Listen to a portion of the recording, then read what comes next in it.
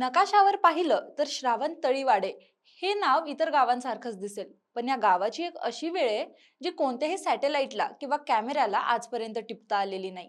ती वेळ म्हणजे या गावाची संध्याकाळ. सूर्य मावळतो पण अंधार लगेच येत नाही. एक विचित्र राखाडी प्रकाश वातावरणात थिजून जातो. हवेतला वाऱ्याचा आवाज बदलतो आणि झाडांच्या सावल्या ओढणीसारख्या जमिनीवर लोळू लागतात. या गावात शिरतानाच एक जुना अलिखित नियम तुमच्या कानावर पडेल. काहीही करा पण संध्याकाळच्या वेळी या गावात रडू नका.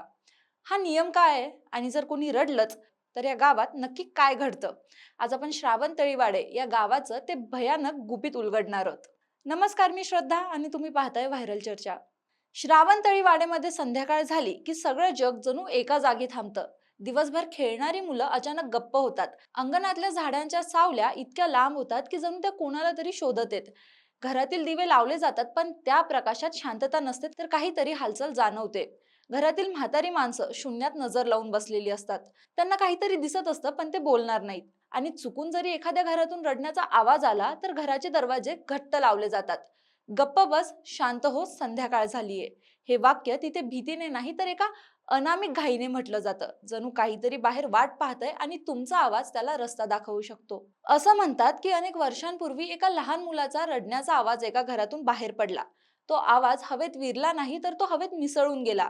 त्या संध्याकाळी तळ्याचं पाणी शांत होतं पण सावल्या थरथरत होता. कोणाचीही हिंमत झाली नाही बाहेर पडण्याची. जुन्या आजी सांगतात की संध्याकाळ काही गोष्टी कधीच परत पाठवत नाही. ते रात्रीनंतर गावाची संध्याकाळ अधिक जड झाली. विशेषतः श्रावण महिन्यात जेव्हा वारा लवचिक वळण घेतो आणि पाऊस झाडांवर न थांबता थेट मातीत शिरतो, तेव्हा तळीवाडे अधिक गूढ होतं. तिथल्या तळ्याकाठी कोणीही जात नाही कारण तिथे आवाज पोहोचला की ते नक्कीच उत्तर देतं. विज्ञानाचं आव्हान आणि काळ बदलला. मोबाईल आले, इंटरनेट आलं.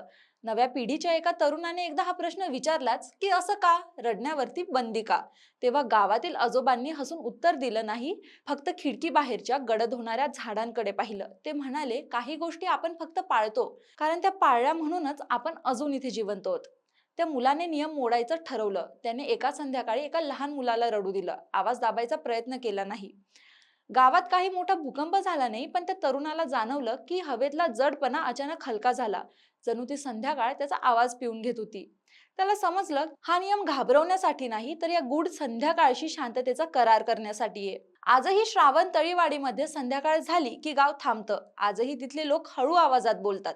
ती संध्याकाळ म्हणजे फक्त वेळ नाही तर ती एक भावना आहे. ती आपल्याला शिकवते की निसर्गाच्या काही गूढ गोष्टींना प्रश्न न विचारता स्वीकारण्यातच शहाणपण आहे. तळ्याचं पाणी आजही रात्री गडद दिसतं, जणू काहीतरी पाहते आणि काहीतरी ऐकते. म्हणून लक्षात ठेवा, जर कधी या गावाकडून जाणं झालंच तर सूर्यास्तानंतर स्वतःला सावरा, कारण काळोखातून कुजबुज येईल. संध्याकाळ झालीये, आता रडू नकोस. यावरती तुमचं मत काय ते कमेंट्स मध्ये नक्की सांगा आणि अशाच व्हायरल गोष्टींसाठी पाहत राहा व्हायरल चर्चा.